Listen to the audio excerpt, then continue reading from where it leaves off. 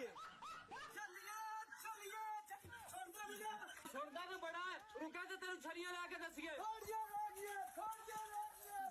ਉਹ ਛੱਲੀਆਂ ਨਾ ਗਿਆ ਉਹ ਗਿਆ ਉਹ ਛਲੀ ਵਿੱਚ ਨਹੀਂ ਹੁੰਦਾ ਉਹ ਤਮਾਸ਼ਾ ਲਾਉਣ ਆਉਂਦਾ ਤਮਾਸ਼ਾ ਲਾਉਣ ਆਉਂਦਾ ਹੈ ਹਾਂਜੀ ਚੱਲ ਯਾਰ ਇਹਦਾ ਤੇ ਬੰਦੋਬਸਤ ਕਰੀਏ ਅੱਜ ਕਰਨਾ ਹੀ ਪੈਣਾ ਚੱਲ ਆ ਜਾ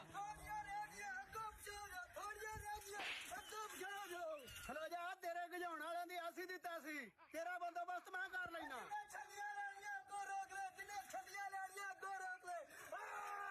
ਸੋਇਆ ਤੂੰ ਫਿਕਰ ਨਾ ਕਰ ਤੈਨੂੰ ਹੁਣ ਅੱਗੋਂ ਰੋਕ ਕੇ ਛਲੀਆਂ ਲਾਂਗੇ